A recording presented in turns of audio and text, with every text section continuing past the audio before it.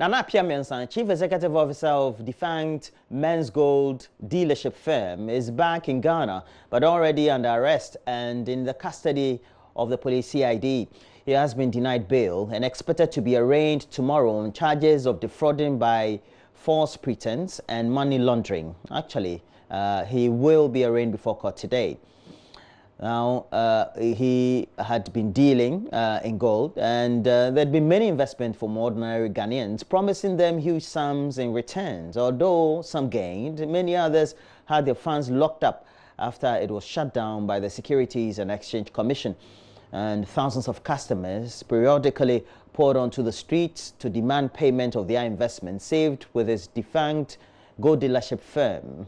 The CID has been briefing the media on details of his arrest. Here is the Public Relations Officer of the CID, DSP Julian Obing. All right, so the Chief Executive Officer of Men's Gold, Mr. Nana Piamensan, popularly known as NAM1, is presently in the custody of the Criminal Investigations Department headquarters. This follows an Interpol alert issued for the accused, NAM1. He was handed over to Interpol Ghana by Interpol Dubai today for the continuation of the investigations that started 2018. Updates on this would follow. Thank you. Now, the Vice President, Dr. Mahmoud Bawumia, says government, through the Ministry for Monitoring and Evaluation, has instituted a program to track the release of budgetary allocation to the various ministries and agencies. This, according to him, is part of measures to ensure that government delivers on program and policies within the stipulated timelines. The Vice President was speaking at the second Evidence to Action Conference at the University of Ghana. Ernest Kujumenu was there. Here's his report. The Evidence to Action Conference seeks to bridge the gap between research and policy at the governmental level. For Dr. Mahmoud Bawumia, government is committed to using the evidence of research work from academia and think tanks to formulate policies for the country. With good leadership, the development of policies and practices in Africa guided by research and evaluation findings is what is needed to transform the lives and livelihoods of our people.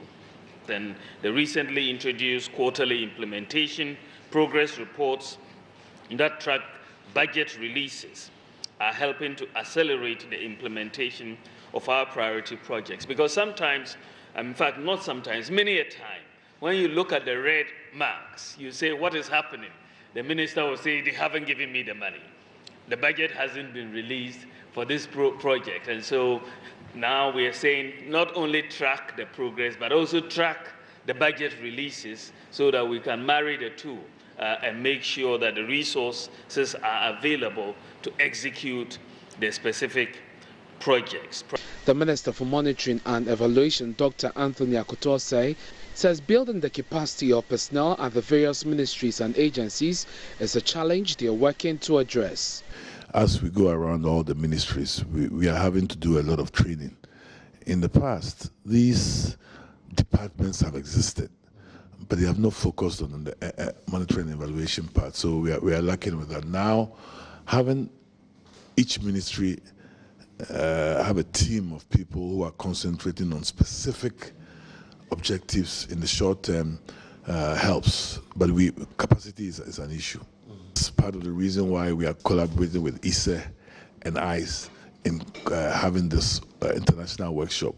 Meanwhile, his ministry will soon begin the evaluation of flagship programs, including free SHS. Going forward, we probably need to begin some work on proper evaluation.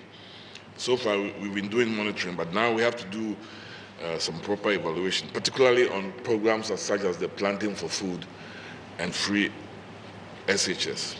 Attorney General Gloria Kufuor admits the outcomes of the ministry's monitoring has ensured her outfit meets its timelines in the area of legislation. When we started, the minister asked each MMDA to identify a number of objects that you intend to attain within the period of our service.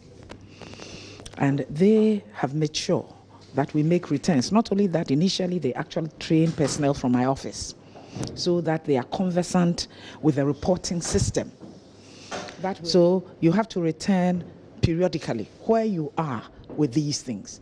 So that data feeds back to them. They analyze and make sure that you are meeting your timelines. For Joy News, Ernest Menu.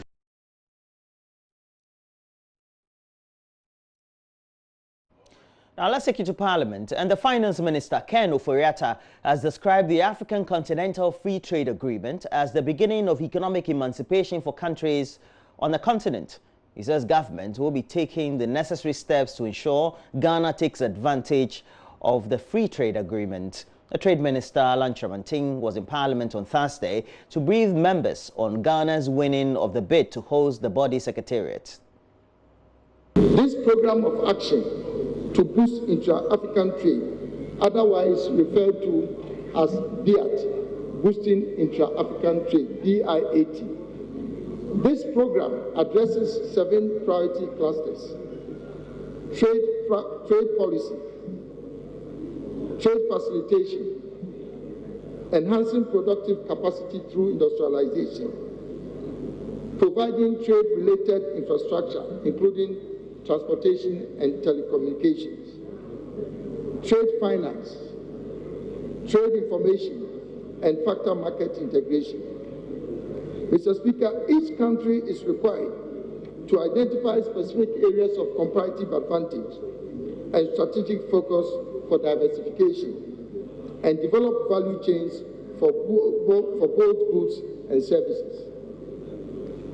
Mr. Speaker, what is Ghana already doing to harness the benefits of this CFTA?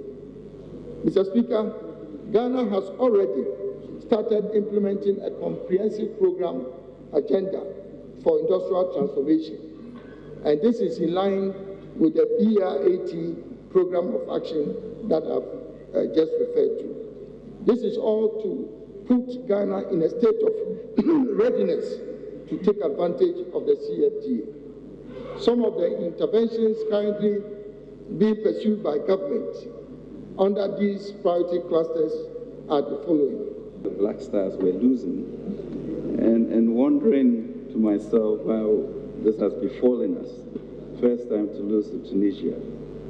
But then on the Saturday, Mr. Speaker, the decision had been made in Niger for Ghana to host the AFCTA. And I wondered whether we were losing sight of this great event that was occurring in our country right under our noses and just blithely accepting it, Mr. Speaker. So now that we have a clarity of where we are and out of the cup, I think we can sit to really internalize the import of what has been gifted to us by the Lord. This is an exciting time for Ghana, and this is a matter which should bring enormous joy and pride. On face value, it appears to be presenters, then they say, To have been abandoned by his mother near a charity home at Ejija in Kumasi has been rescued. Managers of All Nations Children's Home found him with some luggage and prompted officers of the Social Welfare Department to pick him up and take him to the hospital. Meanwhile, the officials of the department are warning against the continuing practice of parents abandoning their children in orphanages and children's homes. Prince Apia has learnt a bit more in this report. The boy, whose name is withheld, is about 7 years old. He claims he comes from Bibiani and Kumasi. He attends a school he calls the Catholic School, and he is in class 1. According to him, his mother carried him with a luggage and brought him to the orphanage. He doesn't know the whereabouts of her mother or her father.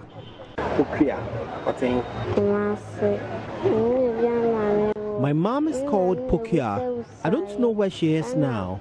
She sells sachet water in Kumasi. I don't know my father. My mother took me to the orphanage home, left me at the gate and asked me to go there with my bag. I attend the Catholic school and I'm in primary 1, he says. Class 1. Managers of the All Nations Children's Home reported the situation to the Office of the Social Welfare Department, who has since reported the issue to the Tech Police Station. Officers of the department have taken the boy to the Tech Hospital for examination. Social Development Officer of the Social Welfare in Kumasi, Godfred Abogo, has been speaking to Love News. A woman came and dumped this boy, who's about 5 or 7 years old, with his luggage, ostensibly to abandon this child. And we have taken the child through the processes. We are taking the child to the hospital for medical examination. Then we're also looking at how to temporarily keep the child in our custody while we trace the parents or any family member who is prepared to take this boy in. It may be as a result of several factors, but we are not sure. He's given us conflicting information. All he tells us that he attends a Catholic school and in Kumasi, but nothing concrete for us to trace. Mr. Abogo says the department is also making efforts to stop the practice of raising abandoned children in orphanages. It is the policy of the department that we should stop keeping children in residential homes, and we felt that it's an appropriate media for us to see how we can sell this boy's story. So anybody who knows the parents or the relations' whereabouts can help us to do reunification, because this child should not be raised in a residential home when the child has parents or relations. And according to him, that the mother, or he has another sibling who the mother was carried at the time she abandoned him. They are therefore pleading with the public to help them find the child's mother or any relative. Prince Apia reporting. That's it for the news, but we have more news. We already know the winners of the National Science and Maths quiz. We're going to have some great interaction with the quiz mistress, and we'll also talk about what we should look forward to for the next year as far as the competition is related. But we also know in town is Nam1, the chief executive of the defunct Men's Gold. It is definitely a subject that we all will be interested in. But all these related issues also will be dominating the front and back pages of the newspapers, and we will be looking at all that next. Stay with us.